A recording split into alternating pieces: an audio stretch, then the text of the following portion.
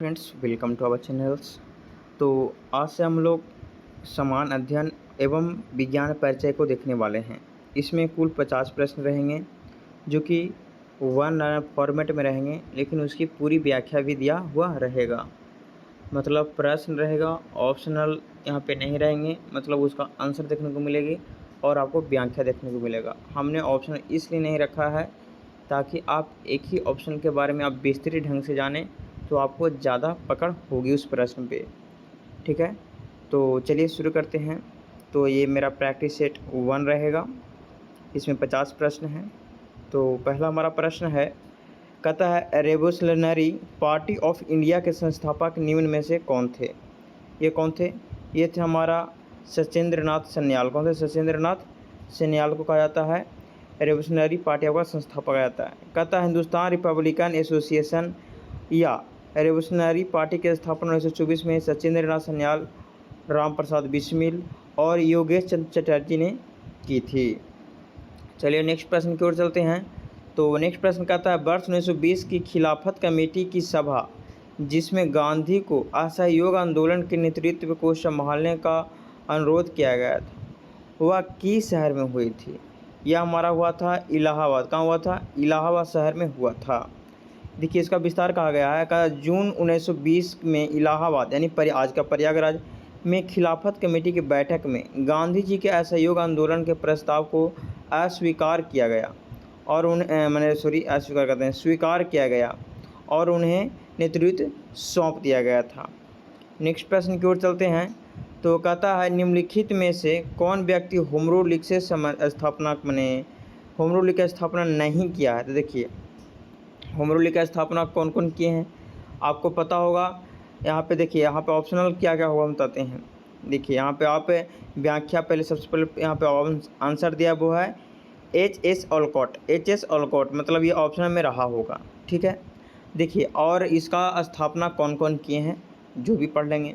तो इसका स्थापना किए हैं वो किए हैं हमारा बाल गंगाधर तिलक, एनी बेसेंट ने 1916 में होम रूल लीग की स्थापना की, जिसमें सुब्रमण्यम अय्यर भी शामिल थे। ठीक है, H.S. ओलकॉट थियोसॉफिकल सोसाइटी के संस्थापक थे। जो ओलकॉट थे वो थियोसॉफिकल सोसाइटी के संस्थापक माने जाते हैं। नेक्स्ट प्रश्न की ओर चलते हैं। तो कहता है नोआखली घटना के समय महात्मा गांधी के निजी सचिव कौन थे? तो निजी सचिव थे हमारा प्यारेलाल। कौन थे? महात्मा गांधी के निजी सचिव प्यारेलाल थे। देखिए यहाँ पे व्याख्या कहता है 1946 में नोआखली जो कि बंगाल में पड़ता है के सांप्रदायिक दंगों के समय प्यारेलाल नायर महात्मा गांधी के निजी सचिव में उनके साथ थे। नेक्स्ट प्रश्न की ओर चलते हैं। कहता सविनय अवज्ञा आंदोलन की असफलता के बाद गांधी जी ने महत्व दिया, माने किस कार्य को उन्होंने महत्व दिया था?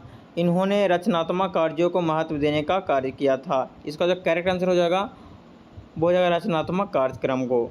इसका जो व्याख्या है वो है, कहता है आंदोलन स्थगित होने या धीमा पड़ने के बाद गांधी जी ने हरिजन उत्थान, खादी प्रचार और ग्राम उद्योग जैसे रचनात्मक कार्यों पर ध्यान केंद्रित किया। महात्मा गांधी थे वो हरिजन उत्थान, रचनात्मक कार्य, ग्रामीण उद्योग, खादी प्रचार, ये सब कार्यों पर उन्होंने क्या किया? ज़्यादा बल देने का कार्य किया। नेक्स्ट प्रश्न कहता है बंकिम चंद्र चटर्जी की रचना कौन सी नहीं है? तो देखिए इसमें होगा जीवित दिया होगा, नहीं है तो वो हमारा देवदास है, वो नहीं है। ठीक, यहाँ पे समझिएगा कौन कौन यहाँ पे ऑप्शन में रहा होगा। देवदास था तो देवदास तो नहीं है। कहता आनंद मठ, देवी चौधराइन और कहता कपाल कुंडला बंकिम चंद्र चटर्जी का प्रसिद्ध कृतियाँ है। जो आनंद मठ है, देवी चौधरानी है और कपाल कुंडला है वो बंकिम चंद्र चटर्जी का प्रसिद्ध कृतियाँ है। जबकि देवदास के लेखक शरद चंद्र चट्टोपाध्याय हैं। कौन है? देवदास के लेखक कौन है? शरद चंद्र चट्टोपाध्याय हैं। नेक्स्ट प्रश्न की ओर चलते हैं। तो कहता है वर्ष 1913 में किस सामाजिक कार्यकर्ता ने ब्रिटिश विधान परिषद के समक्ष निःशुल्क तथा अनिवार्य प्राथमिक शिक्षा का प्रस्ताव रखा था? ये रखने का कार्य किया था हमारा गोपाल कृष्ण गोखले रखने का कार्य किए थे 1913 में। इसका विस्तार हम देखते हैं व्याख्या। तो कहता गोपाल कृष्ण गोखले ने बुनियादी शिक्षा को अनिवार्य बनाने के लिए ब्रिटिश इंपीरियल लेजिस्लेटिव काउंसिल के समक्ष अपना प्रसिद्ध विधेयक प्रस्ताव प्रस्तुत करने का कार्य किया था। नेक्स्ट प्रश्न की ओर चलते हैं। तो नेक्स्ट प्रश्न कहता है निम्नलिखित में से दक्षिण भारत में विजय प्राप्त करने वाला पहला शासक कौन था? तो पहला शासक था हमारा अलाउद्दीन खिलजी था। कौन था? अलाउद्दीन खिलजी था। कहता है दिल्ली सल्तनत के खिलजी वंश के शासक अलाउद्दीन खिलजी ने अपने सेनापति मलिक काफूर के नेतृत्व में दक्षिण भारत पर सफल सैन्य अभियान चलाने का कार्य किया था, उन्हें चलाया था। और इन्होंने अलाउद्दीन खिलजी ने ही दक्षिण भारत पर पहला विजय प्राप्त करने का कार्य किया। निम्नलिखित में से कौन सा व्यक्ति उग्र राष्ट्रवाद से संबंधित है? तो उग्र राष्ट्रवाद से संबंधित है वो दिया इनमें से सभी मैंने लाल बाल पाल हैं ऑप्शन में, तो इनमें से सभी हो जाएगा। समझिएगा, लाल से हो जाएगा लाला लाजपत राय, बाल से होगा बाल गंगाधर तिलक और पाल से होगा बिपिन चंद्र पाल। यहाँ पे दिया है भारतीय राष्ट्रीय कांग्रेस के गर्म दल के प्रमुख नेताओं बाल गंगाधर तिलक, लाला लाजपत राय और बिपिन चंद्र पाल को उग्र राष्ट्रवादी का प्रेरणता माना जाता है। नेक्स्ट प्रश्न की ओर चलते हैं। तो कहता है पागलपंथ की स्थापना किसने की थी? तो पागलपंथ का स्थापना क्या था? करमशाह। किसने किया था? करमशाह ने किया था। इसका जो व्याख्या है वो कहता है पागलपंथ एक अर्ध धार्मिक संप्रदाय था जिसे उत्तरी बंगाल में करमशाह ने शुरू किया था और उसके पुत्र टीपू शाह ने जमींदारों के खिलाफ इसका नेतृत्व किया था। टीपू शाह ने जमींदारों के खिलाफ इसका नेतृत्व किया था, जबकि पागलपंथ अर्ध धार्मिक माने एक तरह संप्रदाय का एक आंदोलन था, ये कह सकते हैं। ठीक है। नेक्स्ट प्रश्न है कहता है पानीपत का युद्ध में बाबर के जीतने का मुख्य कारण क्या था? तो उसका सैन्य कुशलता। उसका क्या था? सैन्य कुशलता था और इसमें कुछ उन्होंने नीति भी लगाया था। कहता है बाबर की जीत का मुख्य कारण उसकी कुशल सैन्य राजनीति, तुगलमा युद्ध पद्धति और तोपखाने का प्रभावी उपयोग। उन्होंने तोपखाने का भी प्रयोग किया था। ऐसा इतिहास में माना जाता है कि हमारा पानीपत एक ऐसा युद्ध था जिसमें सबसे पहले तोपखाने का नीति अपनाया गया था। नेक्स्ट प्रश्न की ओर चलते हैं। तो नेक्स्ट प्रश्न है कहता है मध्यकाल में जौनपुर में स्वतंत्र सरकी राजवंश की स्थापना किसने की थी? इन्होंने किया था, ये किया था हमारा मलिक उस सर्क। तो इसमें जिसको कहा जाता ख्वाजा जहान भी कहा जाता है इसको। तो समझिएगा, कहता है फिरोज शाह तुगलक के समय सुल्तान महमूद शाह ने मलिक सरवर को मलिक उस सर्क पूर्व का स्वामी को उपाधि दी, जिसे जौनपुर में स्वतंत्र सरकी वंश का नींव रखी थी। हमारा जो जौनपुर में सरकी वंश का नींव किसने रखा था? मलिक उस सर्क, जिसको पूर्व का स्वामी की भी उपाधि मिला था। ठीक है। तो नेक्स्ट प्रश्न की ओर चलते हैं। तो कहता है अधिक संख्या में दफनाए गए बच्चों के समाधान प्राप्त हुए हैं। ये हुए हैं कहाँ से? जौरवे संस्कृति से। जौरवे संस्कृति से बच्चों का समाधान प्राप्त हुए हैं। अब इसका व्याख्या देखिएगा। तो कहता है महाराष्ट्र की ताम्रपाषाणिक जौरवे संस्कृति जैसे इनामगाम और नेवासा से बड़ी संख्या में बच्चों के कलश समाधान घरों के फर्श के नीचे से मिले हैं। ठीक है, समाधान इसको मिले हैं। नेक्स्ट प्रश्न है कहता है भागवत संप्रदाय के विकास में किसका योगदान अत्यधिक था? तो भागवत में सबसे ज़्यादा जो योगदान दिया था वो था हमारा गुप्त। कौन था? गुप्त शासक था जो भागवत पे ज़्यादा इन्होंने ध्यान दिया था। समझिएगा, कहता है गुप्त राजाओं ने स्वयं को परम भागवत घोषित किया और वैष्णव या भागवत धर्म को राजकीय संरक्षण देकर इसका चरमोत्कर्ष सुनिश्चित किया था। हमारा जो कहा जाता है कि परम भागवत किस माने वंश के शासकों ने अपनाया था? तो गुप्त शासकों ने अपनाया था। ठीक है। और आपको पता होगा कि और घोषित किया और वैष्णव या भागवत धर्म को इन्होंने क्या किया? चरमोत्कर्ष पर ले जाने का कार्य किया था। यह हमारा गुप्त राजवंश। ठीक है। चलिए नेक्स्ट प्रश्न की ओर चलते हैं। कहता है धम्मक स्तूप कहाँ स्थित है? तो धम्मक स्तूप कहाँ है? तो धम्मक स्तूप हमारा सारनाथ में। कहाँ है? सारनाथ में है। कहता है धम्मक स्तूप उत्तर प्रदेश के वाराणसी के निकट सारनाथ में स्थित है, जो और गुप्त काल की वास्तुकला का एक प्रसिद्ध बौद्ध स्मारक है। देखिए हमारा धम्मक स्तूप है वो कहाँ स्थित है? वाराणसी, उत्तर प्रदेश के वाराणसी में है, जो कि सारनाथ वाराणसी के निकट सारनाथ में स्थित है। और जो मौर्य और गुप्त काल की वास्तुकला एक महत्वपूर्ण बौद्ध स्मारक में माना जाता है धम्मक स्तूप। नेक्स्ट कहता है वह सुल्तान कौन था जिसने खलीफा के अधिकार को मानने से इनकार कर दिया? तो वो था हमारा अलाउद्दीन खिलजी। अलाउद्दीन खिलजी है वो खलीफा को मानने से इनकार कर दिया। यहाँ पे देखिए कहता है अलाउद्दीन खिलजी ने शासन व्यवस्था में उलेमा और खलीफा के हस्तक्षेप को पूरी तरह से खारिज कर दिया और स्वतंत्र शासक के रूप में कार्य किया। कहता अलाउद्दीन खिलजी ने शासन व्यवस्था को उलेमा और खलीफा के हस्तक्षेप को पूरी तरह से क्या किया? खारिज कर दिया और स्वतंत्र शासक के रूप में कार्य किया था। नेक्स्ट प्रश्न है कहता है यूरोप को उत्तरी अमेरिका से कौन सा सागर या महासागर अलग करता है? यह हमारा है उत्तरी अटलांटिक महासागर। उत्तरी अटलांटिक महासागर है वो हमारा यूरोप और उत्तरी अमेरिका को अलग करता है। देखिए कहता है उत्तरी अमेरिका माने उत्तरी अटलांटिक महासागर पूर्व में यूरोप और पश्चिम में दक्षिणी अमेरिका महाद्वीप के बीच स्थित है। चलिए नेक्स्ट प्रश्न की ओर चलते हैं। तो कहता शिवालिक पर्वत समूह के दक्षिण में भावर क्षेत्र उदाहरण है। तो गिरिपद स्थिति का उदाहरण है। कहता हिमालय का सबसे बाहरी श्रेणी शिवालिक के ठीक नीचे कंकड़ पत्थरों से निर्मित भावर क्षेत्र पर्वतीय पैर या गिरिपद फुट हिल्स की स्थिति का सबसे उत्तम उदाहरण माना जाता है।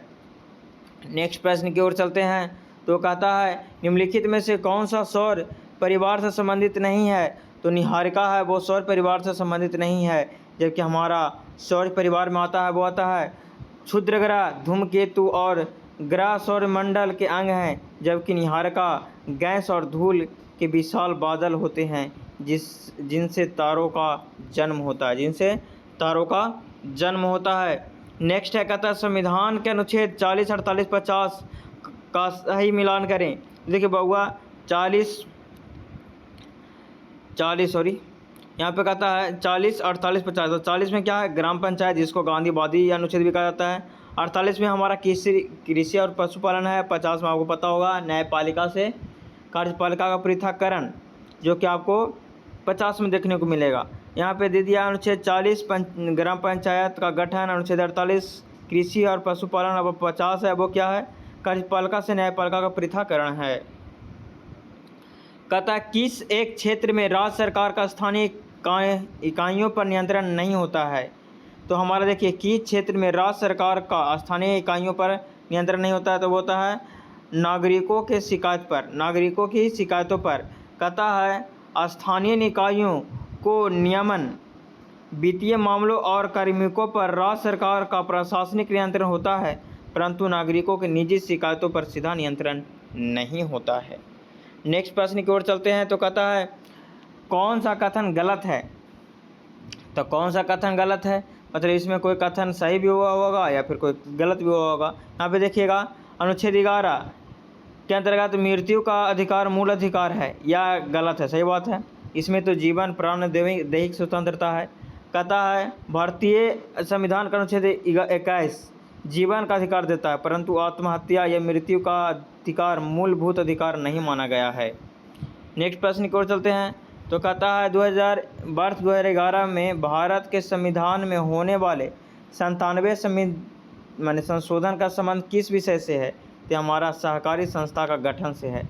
सहकारी संस्थाओं का गठन से हमारा संबंधित है 97वां संविधान संशोधन का। देखिए कहता है 97वां संविधान संशोधन 2011 द्वारा सहकारी समिति का संवैधानिक दर्जा दिया गया और भाग 9B को जोड़ा गया था। भारत की संसद द्वारा पंचायत प्रावधान अनुसूचित क्षेत्रों तक विस्तार कानून कब पारित किया गया? तो हमारा ये पारित किया गया था 1996 में किया गया था। भारत की संसद द्वारा पंचायत प्रावधान 1996 में पारित किया गया था। कहता आदिवासियों और अनुसूचित क्षेत्रों में स्वायत्तता देने के लिए पेशा अधिनियम कब आया था? पेशा अधिनियम 21 दिसंबर 1996 पेशा अधिनियम 21 दिसंबर 1996 को पारित किया गया था। चलिए नेक्स्ट प्रश्न की ओर चलते हैं। तो कहता है व्यक्तिगत प्रोज्य आय, जिसको हम पीडीआई क्या है, तो पीडीआई व्यक्तिगत आय, व्यक्तिगत कर, गैर कर भुगतान है। कहता है व्यक्ति के पास सभी प्रत्यक्ष करों और शुल्कों के भुगतान के बाद वास्तविक आय खर्च करने के लिए बचती है, उसे प्रोज्य आय कहते हैं। कहता है व्यक्ति के पास सभी प्रत्यक्ष करों और शुल्कों को भुगतान के बाद जो वास्तविक आय खर्च करने के लिए जो बचती है, उसको हम बोलते हैं प्रोज्य आय कहते हैं। कहता है चांदी विद्युत का सर्वोत्तम चालक है, क्यों? इसमें मुक्त इलेक्ट्रॉनों की संख्या अधिक माने सर्वाधिक होती है। कहता है चांदी मुक्त इलेक्ट्रॉनों की संख्या सर्वाधिक होती है, जिससे इसकी विद्युत और ऊष्मा चालकता सबसे धातुओं में सबसे अधिक होती है। नेक्स्ट है, कहता है जब जल वाष्प में परिवर्तित होता है तब ऊष्मा का क्या होता है? अवशोषण होता है। कहता है द्रव जल को वाष्प में बदलने के लिए बाहरी वातावरण से गुप्त ऊष्मा का अवशोषण करना पड़ता है। नेक्स्ट है, कहता है हरे पौधे सूर्य के प्रकाश में उस ऊर्जा कितना प्रतिशत ग्रहण करता है? तो हरे पौधे है वो सूर्य के प्रकाश में 1% ऊर्जा ग्रहण करता है। स्थलीय पारिस्थितिकी तंत्र में हरे पौधे सौर ऊर्जा को कुल दृश्यमान प्रकाश का केवल लगभग 1% भाग ही प्रकाश संश्लेषण द्वारा रासायनिक ऊर्जा में बदल पाते हैं। धातु और संबंधित रोग, आर्सेनिक, कैडमियम, पारा, एस्बेस्टस। तो हमारा आर्सेनिक से क्या होता है? देखिए आर्सेनिक हमारा कैंसर में प्रयोग किया जाता है, हमारा कैडमियम इटाई में, पारा मिनी मात्रा में, हमारा एस्बेस्टस श्वसन में। समझिएगा औद्योगिक अपशिष्टों में पानी और हवा में मिलने से ये गंभीर आनुवंशिक और शारीरिक बीमारियां उत्पन्न होती है। औद्योगिक अपशिष्टों के पानी और हवा से मिलने से ये गंभीर आनुवंशिक शारीरिक बीमारियां उत्पन्न होती है। आर्सेनिक से हमारा कैंसर, कैडमियम से हमारा इटाई, पारा से हमारा मिनीमाता और एस्बेस्टस से हमारा श्वसन में दिक्कत होती है। नेक्स्ट प्रश्न की ओर चलते हैं। तो कहता है एसिटिक अम्ल तथा एसिटिक अम्ल तथा एथिल अल्कोहल के मध्य होने वाली अभिक्रिया क्या कहलाती है? यह कहलाती है एस्टिकरण। क्या कहलाती है? एस्टिकरण कहलाती है। एस्टेरिफिकेशन कहलाता है। जब कार्बोक्सिलिक अम्ल और अल्कोहल सांद्र H2SO4 की उपस्थिति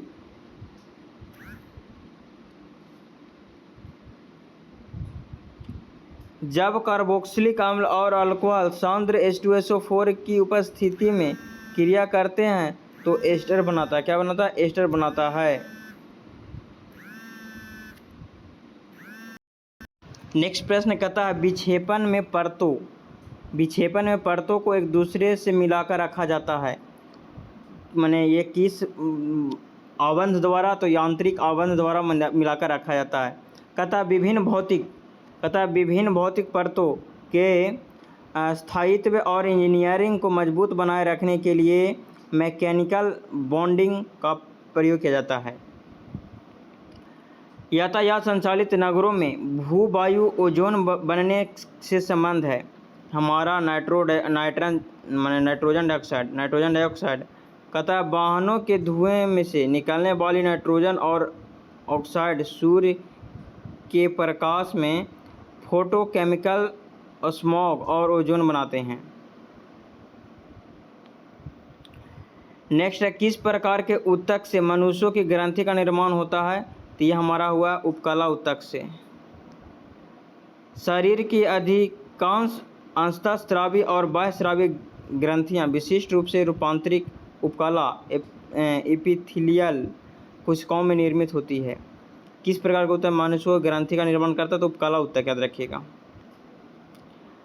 मनुष्य की लार में उपस्थित पाचक लाइसोजाइम किस रूप में कार्य करता है? तो ये करता है प्रतिजीवाणुकारक के रूप में, एंटीबैक्टीरियल के रूप में कार्य करता है।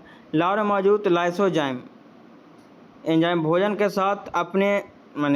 साथ आने वाले हानिकारक बैक्टीरिया की कोशिका भित्ति को क्या करता है? नष्ट कर उसे मार देता है। पौधों में रंध्र का खुलना एवं बंद होना किस पर निर्भर करता है? कहता है स्फीति दाब पर। टॉर्गर प्रेशर पर। कहता है कोशिका यहाँ पे द्वार कोशिकाओं में पानी के प्रवेश करने से उसका स्फीतिदाब बदलता है, जिससे रंध्र खुलते हैं और बंद होते हैं। निम्नलिखित में कौन फूल एक नर भाग है? फूल का नर भाग है पुंकेसर। पुंकेसर फूल का नर जननांग है, जिसमें परागकोश और परागकण होते हैं। सफ़ेद फास्फोरस के संबंध में कथन है।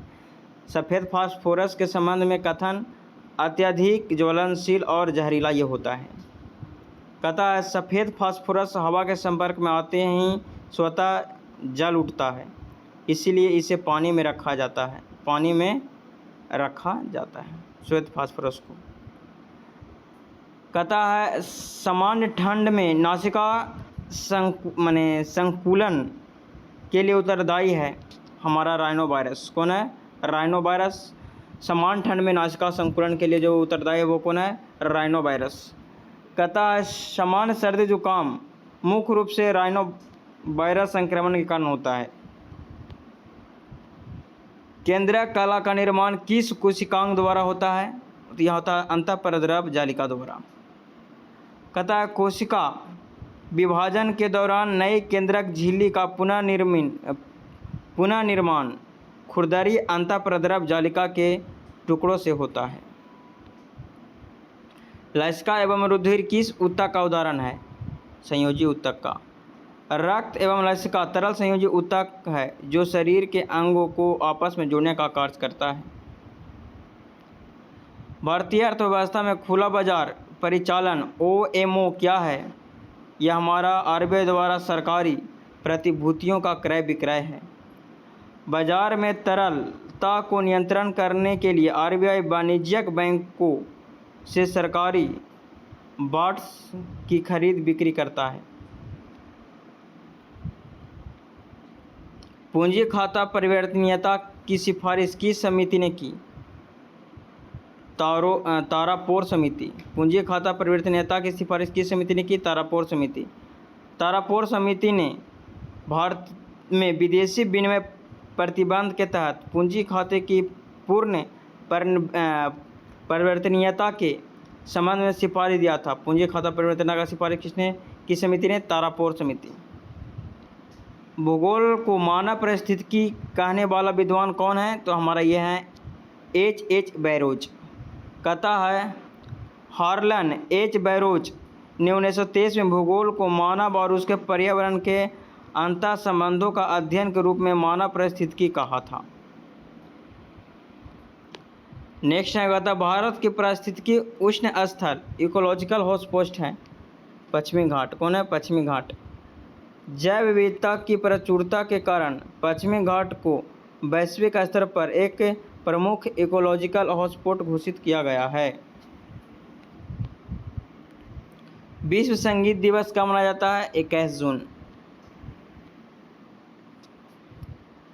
विश्व संगीत दिवस 21 जून हो गया। चलिए कहता भारत का पहला राष्ट्रीय सामुदायिक समुद्री पार्क कच्छ की खाड़ी गुजरात के जामनगर के पास कच्छ की खाड़ी में भारत का पहला समुद्री राष्ट्रीय उद्यान स्थापित किया गया था। स्वाद का वास्तविक स्थान जीवा नहीं बल्कि मन है। किसने कहा था? यह कहा था महात्मा गांधी ने। गांधी ने अपनी पुस्तक सत्य के प्रयोग में आहार संबंधित विचारों में यह दार्शनिक विचार व्यक्त किया था। द सोशलिस्ट समाचार पत्र का प्रकाशन सर्वप्रथम किसने किया था? A.C. डांगे। 1922 में बम्बई से A.C. डांगे द्वारा शुरू किया गया द सोशलिस्ट भारत का पहला समाजवादी साप्ताहिक था। थारू चिंग नामक जनजाति किस राज्य में पाई जाती है? तो थारू पाया जाता है मिजोरम। यह भारत के उत्तरी पूर्वी राज्यों विशेषकर मिजोरम और म्यांमार के सीमावर्ती पहाड़ियों पर निवास करने वाले जनजाति उप समूहों का हिस्सा है। HDPE का पूरा नाम क्या है? High density polyethylene.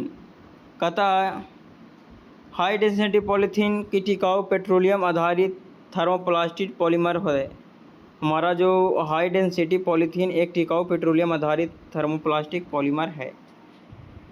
तो ये रहा हमारा टोटल 50 प्रश्नों का एक व्याख्या और इसका आंसर संबंधित सेट। वीडियो कैसा लगा कमेंट में बताएं। वीडियो अच्छा लगता है तो लाइक करें, सब्सक्राइब करें, दोस्तों के पास अधिक से अधिक शेयर करें।